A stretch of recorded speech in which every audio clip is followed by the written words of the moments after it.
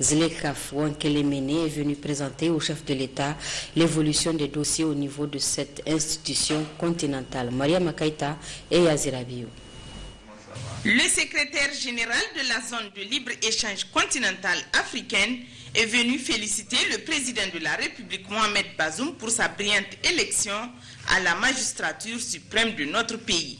Par la même occasion, lui faire un compte-rendu détaillé des activités de la ZLECAf. Niger has been the champion for ZLECAf. Le rôle joué par le Niger en tant que champion, c'était le second point de la discussion avec le président de la République. Donc le secrétariat de la ZLECAf voulait que le Niger continue jusqu'à la conclusion de la deuxième phase. Comme la première phase est loin, la première phase n'est pas encore terminée et il y aura aussi la seconde phase des négociations. Donc il est venu discuter avec le président de la République pour que le Niger accepte de continuer le rôle de champion que le président Mahamadou Issoufou avait joué. Pour rappel, la ZLECAf est un projet de zone de libre-échange continental officiellement lancé en 2019 à Niamey. Cette institution à vocation panafricaine a pour objectif l'intégration à terme de l'ensemble des 55 États de l'Union africaine au sein de la zone de libre-échange continentale. Il a son siège à Accra, au Ghana. Et puis il s'est tenu ce matin au cabinet du Premier ministre chef du gouvernement un séminaire gouvernemental sur la déclaration de politique générale et les 100 jours du président de la République. Au cours de ce séminaire, il était question pour le Premier ministre Oumoudou Mahamadou d'exposer les grandes orientations de son programme, les principales réformes et mesures qu'il souhaite mettre en place. Ce fut l'occasion pour chaque membre du gouvernement de faire des propositions concrètes qu'il pourra réaliser dans les 100 jours.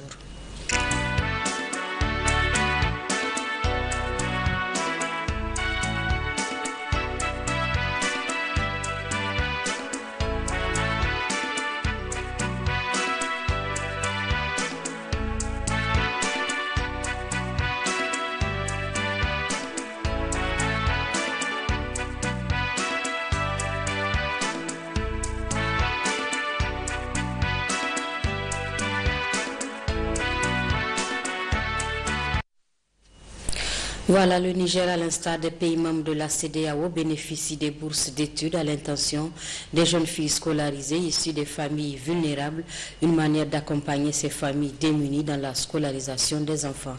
Aminatou Garba, Souleymane Boubacar. L'éducation est inéluctablement liée au progrès social et économique de n'importe quel pays à travers le monde, mais en dépit des progrès significatifs enregistrés dans les différentes régions du monde et au Niger en particulier, l'accès des femmes à l'éducation et surtout leur maintien dans les structures d'apprentissage reste très limité que ceux des hommes, créant ainsi un déséquilibre lourd de conséquences. L'égalité du genre est donc l'objectif fondamental de la politique du genre adoptée par le Niger depuis 2008.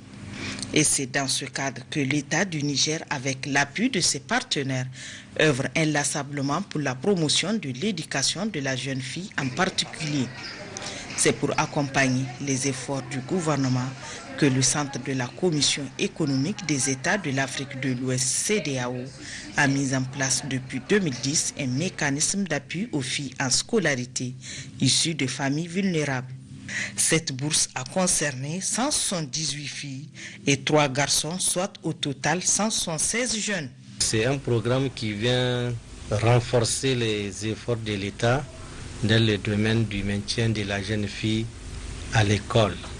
Ce programme est orienté dans les secteurs de la recherche agricole, la biotechnologie, la biologie moléculaire et dans les autres domaines également de la formation spécialisée technique et professionnelle.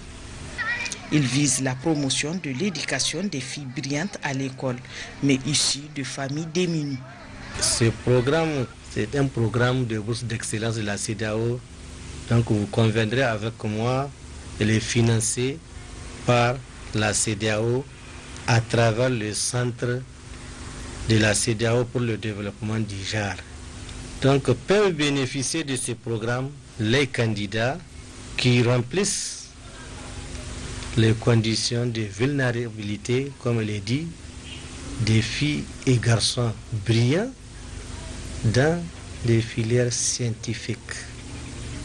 À cet effet, une brochure a été élaborée que nous avons mise à la disposition de nos directions régionales. Donc, quiconque peut postuler prendre attache à nos directions régionales de la promotion de la femme et la promotion de l'enfant dans les 8 régions. Le programme d'appui à la promotion des filles de l'éducation a réduit considérablement la souffrance de ces jeunes. Les émotions sont énormes, car l'appui, ça m'a permis d'être à l'abri de beaucoup de choses, m'a permis d'être dépendante, c'est-à-dire payer mes frais de scolarité, mes fournitures, m'inscrire à l'ESCAE pour suivre des cours d'anglais, engager des répétiteurs pour me dispenser les cours. Je payais un moyen de déplacement grâce à l'appui. Et aussi, j'ai eu la chance de rencontrer des hautes personnalités, à savoir les membres de la CEDEAO, qui viennent chaque année pour superviser et qui font aussi des visites à domicile. En tout cas, les avantages que j'ai tirés via cette bourse que j'avais acquise au niveau de la CEDEAO, ça m'a vraiment impacté du point de vue et socio, et économique et académique. Oui, parce que moi, je suis vraiment quelqu'un qui est issu d'une famille vraiment pauvre. Et je crois bien que ça m'a beaucoup impacté, ça m'a beaucoup aidé à pouvoir poursuivre les études. Grâce à cette bourse d'études de la CEDEAO, ces jeunes garçons et filles portent aujourd'hui haut leurs rêves et aspirations après des années d'adversité. Si ce n'est pas avec l'aide de la CEDEAO là, je crois bien que je ne fais que j'allais en tout cas suspendre les études à ce niveau, parce que je n'ai aucun moyen en tout cas pour pouvoir poursuivre les études supérieures. L'avantage, c'est un peu inestimable. Quand ça m'a appris de couvrir tous mes besoins sur le plan de l'éducation. La CEDEAO, je n'ai pas trop de mots ni d'expressions qui peut suffire pour les remercier. Je remercie tout le personnel du ministère ainsi que les membres de la CEDEAO qui sont comme une famille pour moi, car ils m'ont aidé dans beaucoup de choses. J'encourage les filles à se battre, à persévérer, c'est-à-dire à se battre pour ce que l'on veut. Conscient de la nécessité d'agir, le centre de la CEDEAO a décidé de se joindre aux côtés des autorités du Niger à travers le ministère de la promotion de la femme et de la protection de l'enfant pour améliorer la prise en charge des filles et garçons en scolarité issus des familles indigentes. Actualité dans nos régions, le gouverneur de Difa était hier à Guingimi où il a présidé une séance d'échange avec les différentes couches socio-professionnelles du département sur les questions de paix et sécurité, avec en toile de fond la situation sécuritaire le long de nos frontières avec le Tchad. Gunga Gibrima et Hassan Abdou. Il s'agit à travers ce déplacement à Nguingimi pour le gouverneur de la région de Difa, accompagné des responsables régionaux, civils et des forces de défense et de sécurité, ainsi que du point focal de la Commission nationale de collecte et de contrôle des armes illicites, de faire le point sur la situation sécuritaire dans cette partie de la région de Difa. Au cours d'une séance d'échange avec les différentes couches socio-professionnelles de Nguingimi, Issa Lemine a d'abord transmis le message des salutations et des remerciements du président de la République aux populations du département de Nguingimi pour la confiance portée en sa personne en le plaçant à la tête du Niger. Il a réitéré l'engagement du chef de l'État pour la sécurisation des populations nigériennes et a rappelé les doléances des populations de la région de Difa, des doléances qui ont eu de suite favorables.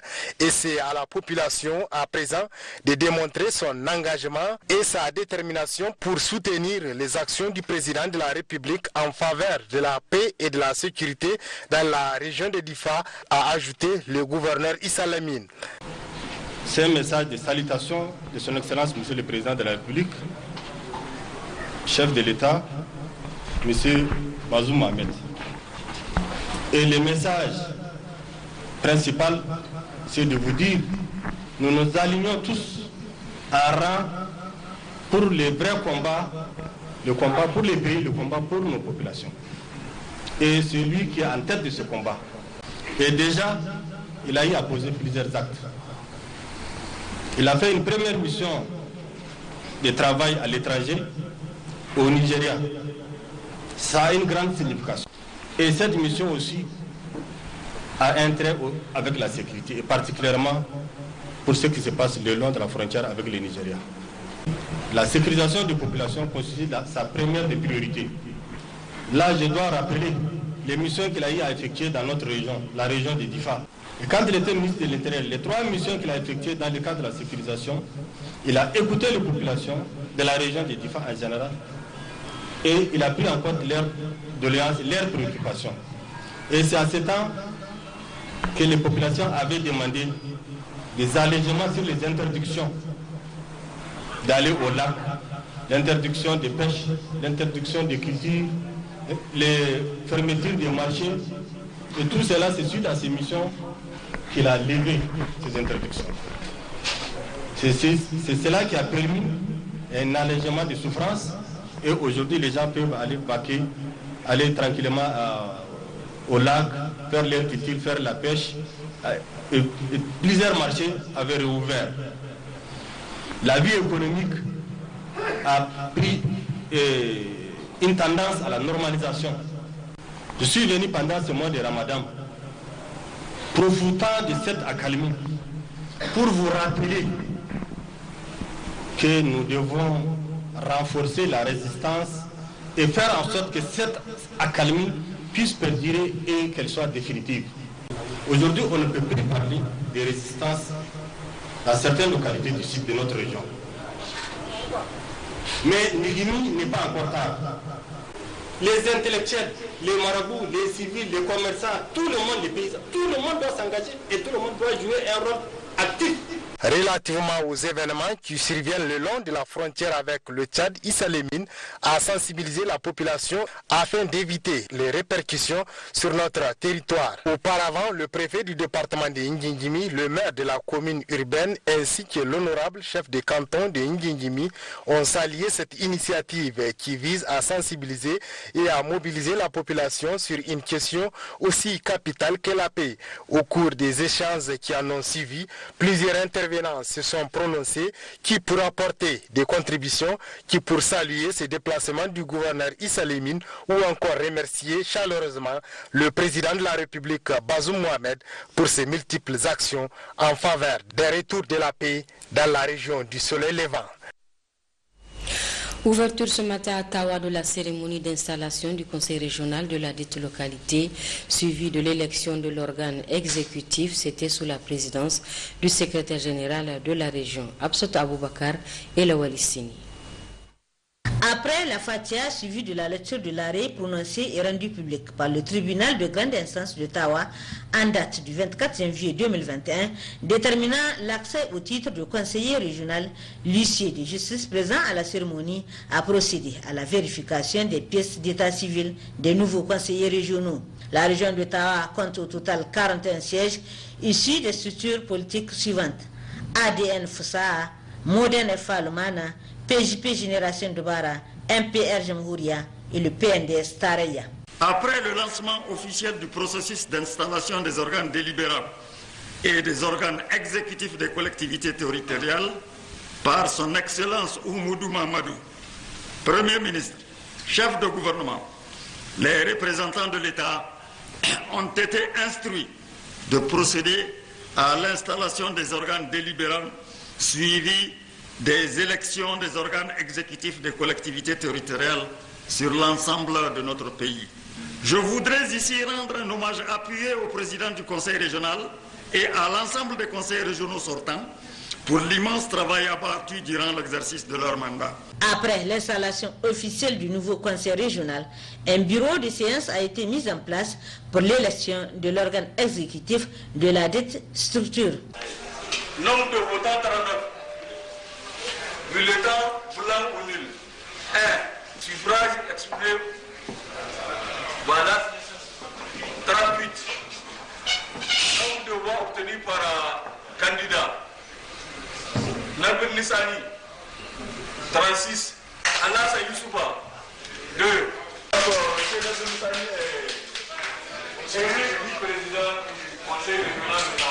À l'issue des 3 votes, Maman Sani Nebirni a été élu président du conseil régional de Tawa pour un mandat de 5 ans.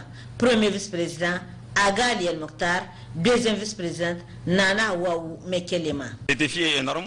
Nous savons que c'est améliorer les conditions, en tout cas dans les différents domaines, que ce soit dans les domaines de l'éducation, de la santé, de l'hydraulique, de tous les domaines. Donc sur tous ces plans, nous sommes venus avec des idées. Nous allons nous asseoir donc pour faire de ces idées, en tout cas pour faire un plan qui va en tout cas nous aider à atteindre en tout cas ce que nous avons comme projet. Avant de les renvoyer à l'exercice de leurs fonctions, le secrétaire général de la région leur a prodigué des sages conseils. L'honnêteté, la compétence, le savoir-faire et le savoir-être, le don de soi, l'intégrité et la probité morale, la justice et l'impartialité feront de vous des acteurs acharnés dans le cadre de la recherche du mieux-être de ceux-là qui vous ont placé leur confiance en vous accordant leur suffrage lors des élections passées. Alors, faites en sorte que cette confiance ne soit pas brisée. Tenu ce matin à Niamey de l'atelier de validation de la stratégie nationale de stockage de sécurité alimentaire au Niger, objectif asseoir un document cadre de stockage de sécurité alimentaire. C'est la secrétaire générale du ministère du Commerce, de l'Industrie et de l'Entrepreneuriat des Jeunes qui a présidé la cérémonie en présence de plusieurs acteurs ayant contribué à l'élaboration de ce document. Abdoulaye Ali, Nara Maria Moutari.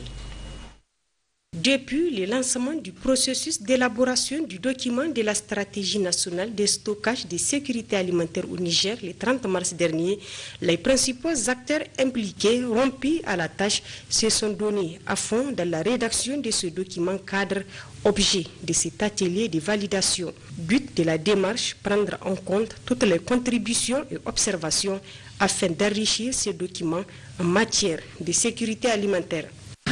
Pour le Niger, les enjeux de stratégie nationale de stockage de sécurité alimentaire sont de plusieurs ordres. Nourrir une population de plus en plus croissante, concrétiser le regain d'intérêt pour les stocks de proximité, renforcer le rôle du secteur privé dans le stockage, mettre en œuvre de manière concomitante les 3 lignes de défense, assurer la résilience des populations face au changement climatique.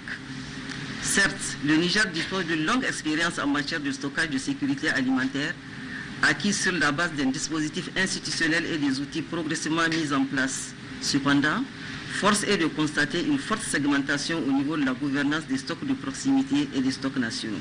Le Niger a besoin d'une approche globale de stockage pour la sécurité alimentaire avec une mise en œuvre concomitante de 3 lignes de défense, les stocks de proximité, les stocks nationaux et les stocks régionaux. Pour davantage relever les défis liés à l'insécurité alimentaire et nutritionnelle de l'espace CEDEAO, il est apparu indispensable d'élaborer une politique régionale et ou des stratégies nationales pour y faire face. Ces stratégies régionales et nationales constituent le document préparatoire de la conférence internationale sur le stockage de sécurité alimentaire en cours d'organisation par la CEDEAO. Sur la période du 28 avril au 10 mai 2021. Cette conférence permettra aux participants de partager et communiquer sur l'approche ouest-africaine des réserves alimentaires aux 3 échelles, capitaliser les acquis et les enseignements du système régional de stockage ouest-africain, les mettre en débat et en tirer les enseignements pour les politiques et pratiques de stockage, d'identifier les nouvelles vulnérabilités, les nouveaux risques, débattre et préciser la place des réserves alimentaires dans le fonctionnement des marchés, la gestion des crises, le renforcement de la résilience de la région, et la protection sociale des ménages. Aussi, identifier les défis techniques, organisationnels, financiers liés à la gestion des réserves et débattre les options permettant de les relever. Ce document, une fois validé, va permettre au Niger de disposer d'un dispositif national de stockage et de lutte contre l'insécurité alimentaire et nutritionnelle. Le secrétaire général de la région de Tillabéri, Kimba Moumouni Saïdou, a procédé ce matin dans la dite localité au lancement de la 6e édition de la foire de volailles et de légumes, le compte rendu de Salamatou Bada et Amadou Ibrahim. cadre d'échange et de réflexion, la foire permet aux acteurs de vendre leurs produits à des prix rémunérateurs, mais aussi et surtout de découvrir des techniques et technologies de production pour un partenariat gagnant-gagnant.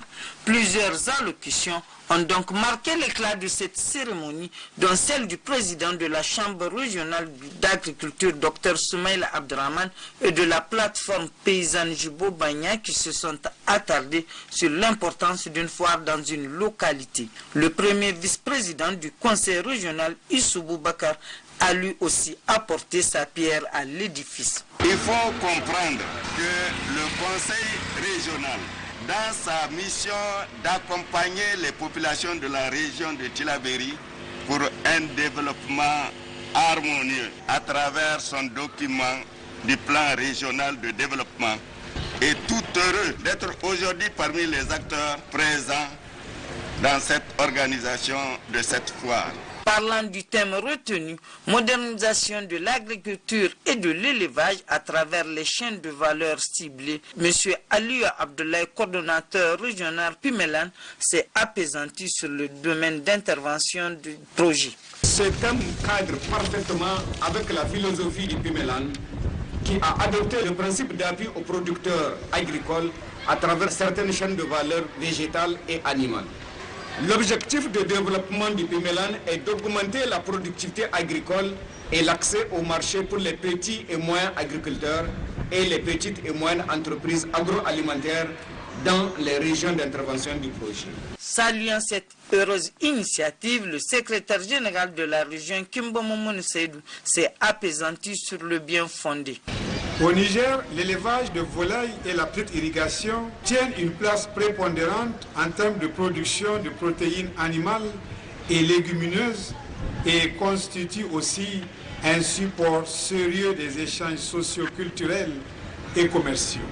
À travers la présente foire, la CRA et les organisations fêtières, sous l'impulsion des plus hautes autorités, au premier rang desquelles Son Excellence Mohamed Bazoum, président de la République, chef de l'État, et Son Excellence Oumoud Mohamedou, Premier ministre, chef du gouvernement, vise à mettre en relation commerciale les producteurs et les acteurs de la chaîne de valeur pour un accès au marché et d'opportunités de vente pendant les périodes de forte demande, comme les foires organisées à l'approche des fêtes de Ramadan et Tabaski. Le secrétaire général a réitéré tous ses remerciements à tous ceux qui ont œuvré pour la réussite de cette foire. La visite des stands de volailles et de légumes a clos la cérémonie. L'association Les Nigériens sont des cousins a organisé ce matin à Niamey la deuxième édition de la journée de lecture du Saint-Coran couplée à une distribution de vêtements aux orphelins. L'objectif visé par cette initiative est d'invoquer Dieu le Tout-Puissant pour descendre sa miséricorde sur le Niger. Assimi Abdoulaye, Souleymane Wali. Guidés par leur ligne directrice qui est d'œuvrer pour la cohésion sociale et l'unité nationale de tous les Nigériens, les membres de l'association Les Nigériens sont des cousins, ANSC Tabastaka, se sont retrouvés ce matin à Niamey pour la lecture du Saint-Coran afin qu'Allah, le Tout-Puissant, protège notre pays et ceux de la sous-région contre les forces du mal, qu'il porte assistance et protection aux forces de défense et de sécurité et qu'il gratifie le Niger d'un hivernage fécond. Cette association apolitique et à but non lucratif, soucieuse du devenir de la nation, a également redonné le sourire aux orphelins en leur offrant des vêtements pour la fête de Ramadan. On a lu le Coran en entier avec le concours des éminents marabouts qui nous ont assistés. On a organisé vraiment cette activité aussi pour venir en aide aux orphelins. Comme le prophète nous a recommandé, il nous a laissé les soins des orphelins. Donc c'est vraiment sur ce sujet-là qu'on a amené aussi quelques contributions pour aider ces enfants-là, pour que le jour de la fête aussi fassent comme les autres enfants. Et sur ce, nous remercions tout le monde, tous ceux qui ont contribué de loin de près, ceux qui ont assisté physiquement, financièrement, avec des contributions aussi des idées. En tout cas, nous remercions tout le monde. Ces prières collectives, couplées à la donation de vêtements aux orphelins, est une action louable, saluée par les nombreux invités. Il faut encourager cette association d'autant plus qu'elle est basée sur une des valeurs fondamentales qui fait la paix au Niger, c'est-à-dire le cousinage, la parenté à plaisanterie. Et je suis de près l'activité de cette association qui vraiment est arrivée à rassembler une grande diversité d'opinions, une grande diversité de points de vue dans un même groupe sur la base de la même valeur qui est la parenté à plaisanterie. Aujourd'hui, l'initiative de lire le Coran pour la paix au Niger est plus que jamais utile quand on sait que nous sommes victimes d'attaques de part et d'autre. Ce qui m'a vraiment motivé à travers les activités qui venaient de se passer, c'est surtout la lecture du Coran pour la descente de la paix au Niger. Il n'est un secret pour personne qu'une grande partie de notre pays est menacée par l'insécurité. Et nous croyons qu'il n'y a pas mille manières de lutter contre l'insécurité que de prier Dieu et de lire le Coran. L'association Tabbastaka a également offert des livres islamiques à des écoles coraniques et à quelques invités. La journée s'est poursuivie avec une série de lectures du Saint-Coran par les élèves des écoles coraniques. Les tendances Covid, les résultats des examens virologiques de ce jour 8 mai 2021 se présentent comme suit. 6 nouveaux cas positifs de sexe masculin notifiés chez les alertes sur 419 tests réalisés. Ces cas positifs proviennent de la région de Niamey. Aucun décès enregistré ce jour. À ce jour, sur 101 051 personnes testées, 5 319 sont déclarées positives à la Covid-19, parmi lesquelles 4 885 guéris, 192 décès, 242 cas actifs, 99 en hospitalisation, dont 2 en réanimation. Le gouvernement attire l'attention des populations sur le fait que le virus circule fortement au niveau communautaire avec de plus en plus de cas présentant des signes souvent graves. Aussi, il invite la population au respect strict de toutes les mesures prises, à savoir le port du masque, le lavage des mains à l'eau et au savon, l'utilisation du gel hydroalcoolique et se faire vacciner contre la Covid-19. Pour toute information, appelez le 15 ou le 93 59 18 02. Le rendez-vous des parieurs, la Loterie nationale du Niger a procédé cet après-midi au tirage Loto Balsa 590 dénommé